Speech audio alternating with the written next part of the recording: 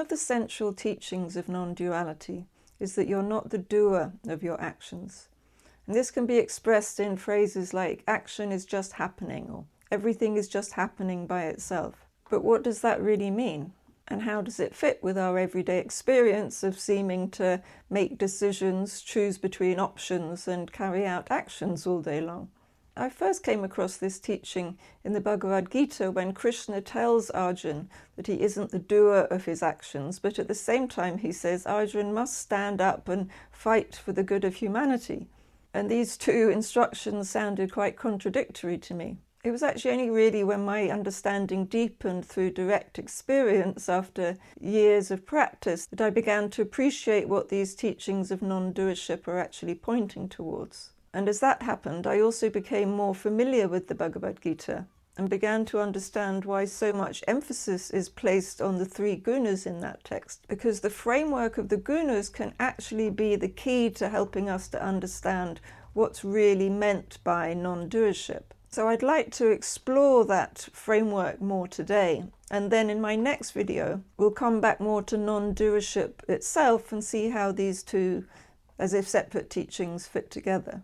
So I'm Catherine, and on this channel I explore the teachings of yoga philosophy and Advaita Vedanta, drawing on more than 30 years of spiritual practice, including 15 spent living in an ashram in the Himalayas. And my aim is to make these timeless teachings easier to understand, and more importantly, to help you come to recognize what they're pointing to in your own experience. I've also written 2 free booklets, one on the Bhagavad Gita and the other on the 3 gunas. So if you'd like to explore these topics more after the end of this video, you can be emailed them through the link that I'll add in the description box below. So what exactly are the 3 gunas? The word guna is usually translated as quality, although I actually find it more helpful to think of the gunas as fundamental tendencies through which the whole of the manifest, changing universe continually functions. In Sanskrit, our changing universe is called Prakriti, which is often translated as nature, but actually refers to much more than just forests and mountains and so on. Your body is part of Prakriti. Your brain and your thoughts and your emotions are all part of Prakriti. Every plant, animal, star, planet, galaxy belongs to Prakriti. And that includes everything that human beings have ever created as well. Every building, computer, all the other technological inventions belong to this changing field of Prakriti. In other words, anything that can be known by the senses or the mind, anything that has a beginning or an end or can ever change in any way belongs to Prakriti. And according to this teaching, every single thing that appears or happens within Prakriti arises through the interaction of the 3 fundamental gunas or tendencies called Sattva, Rajas and Tamas.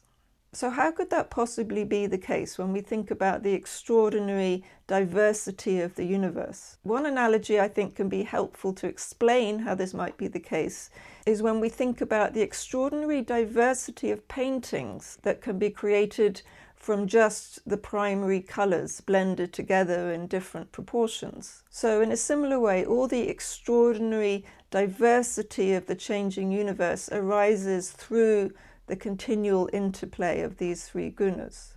Now, obviously, this is a very different framework from the one used in modern science, and we don't have to expect these 2 systems to map onto each other. The philosophy of the gunas isn't trying to explain the building blocks of the universe. It's offering a framework of understanding the patterns of movement and tendencies through which the whole field of changing experience unfolds. And one of the reasons I find it so valuable is that nothing is excluded from it. It doesn't just help to explain the world around us, it helps to explain why the world affects us in the way it does, and how our own choices gradually influence the balance of the gunas within us, and in turn why we then affect the world around us. Because the people we spend time with, the food we eat, the media we consume, the thoughts we repeatedly entertain, all influence the balance of the gunas in this one field of Prakriti. And because the gunas influence the way we think, feel and act, the choices we make today gradually shape the tendencies that we'll experience tomorrow. And I find this a really empowering way of looking at life, because it means that every small choice does matter. The same framework can help us understand why a seed grows into a tree, why your house doesn't fall down, why certain powerful people behave the way that they do, why wars take place and whole civilizations rise and fall, and equally, why you wake up one morning feeling bright and clear and on another feeling heavy and sluggish. So what exactly are these three tendencies? The first guna is called tamas. Tamas is the tendency towards stability, persistence, and inertia. Without tamas, nothing could hold together long enough even to have a recognizable form. Mountains couldn't remain mountains. Buildings would just disintegrate. Your body couldn't maintain its structure. Even our habits illustrate tamas. When we've repeated a pattern of thinking or behaving a few times, it develops a kind of momentum. It tends to continue unless something specifically changes it. And we can see the same thing in the physical world. A train traveling at high speed can't stop instantly because of its inertia. So tamas is the tendency for things in this physical world to persist, to resist change, and to maintain their form. The second guna is rajas. Rajas is the tendency towards movement and change. Whenever something is moving, growing, transforming, or unfolding, rajas is at work. The gathering of clouds and the subsequent storm, the constant rush of a river entering the sea, the continual flow of thoughts going through your mind. Without rajas, nothing would ever happen, nothing would grow, nothing would change. We can experience rajas in ourselves as enthusiasm and initiative, but also as restlessness, agitation, and that familiar feeling that fulfillment lies just somewhere beyond this present moment. It's the impulse that keeps us moving from one thing to the next, and it makes it difficult sometimes just to be able to sit still without having some form of entertainment. So when we are able to remain quiet and still, it indicates that the third guna, Sattva, is at work. Sattva is spaciousness, harmony, clarity, and order. It's what allows things to function in an intelligent and balanced way. If we think about a tiny seed, it doesn't simply grow randomly. The roots grow downwards, the shoots grow upwards, the leaves come out just at exactly the right point. There's an extraordinary order and intelligence expressing itself through the whole process. And that order is an expression of sattva. So every moment of creation involves all three gunas working together. If you think of that same seed, sattva is the intelligence that allows it to develop into a sapling. Rajas provides the movement and momentum for growth, and tamas provides the stability and structure for that growth to be able to happen in a sustainable way. Or think about your own body. It has exactly the right degree of stability to hold it together from moment to moment, and yet it's continually changing and renewing itself. So the three gunas are never found in isolation, they're always functioning together, although in constantly changing proportions. And it's the natural tendency of each one to want to predominate. But as one guna increases, one or both of the others will always decrease. So how does all of this help you understand that you aren't the doer of your actions? In chapter 3 of the Bhagavad Gita, Krishna says, all actions are performed by the gunas of Prakriti, but one whose mind is deluded by ego thinks, I am the doer. So this means that every thought, every movement of the body, every word we speak, and every activity taking place throughout nature is part of this continual interplay of the gunas.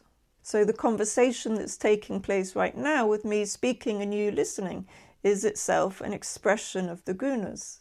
So even though it might feel as if there's an individual inside us making decisions, choosing what to say or deciding what to do next, This teaching invites us to look at that more deeply. Instead of seeing ourselves as separate individuals producing actions, every action is actually part of this continual interaction of Sattva, Rajas and Tamas. But it's really important to understand that this doesn't mean that we should therefore just become passive, or that spiritual life is about giving up activity or withdrawing from the world or avoiding responsibility. Actually, as I said earlier, one of the central teachings of the Bhagavad Gita is that we should act. And in fact, we can't avoid action. Krishna repeatedly encourages Arjuna to rise up, fulfill his responsibilities, and do what's right by defeating his cousin Duryodhana, who, by the way, represents out-of-control Rajas. In fact, the Gita as a whole can be seen as an analogy that represents the Gunas, but I won't get into that more right now. So the teaching is never don't act, but rather, while acting, understand the true nature of action. So let's just think of a few ordinary examples that will show a bit what that means. Right now your heart is beating, your lungs are breathing, your food is being digested. Millions of cells throughout your body are continually repairing and renewing themselves. And none of that requires a separate individual to consciously direct it. When you try your hardest to remember someone's name and then suddenly a few minutes later it pops into your mind, did you get to decide whether that memory would appear, or if so, when it would appear? Have you consciously manufactured every thought that you've noticed today? Do you choose your dreams at night? These examples don't prove non-doership, but they do invite us to question something that we might normally take for granted. We instinctively assume, I'm thinking, I'm dreaming, I'm deciding, I'm making all of this happen. But when we start to see everything through this framework of the changing gunas, a question starts to naturally arise. If I'm not the one directing or producing the actions, who or what am I? And I'll be exploring that question more in the next video about non-doership. Because understanding the gunas is only the first step. The real transformation comes when we actually have a shift in identity. So if you've enjoyed this part of the exploration, do subscribe to my channel. And as I say, if you'd like to find out more about the three gunas or the Bhagavad Gita, don't forget that you can download the booklets. I'll put the link in the description box below. So thanks so much for watching, and I will see you in the next video. Bye for now.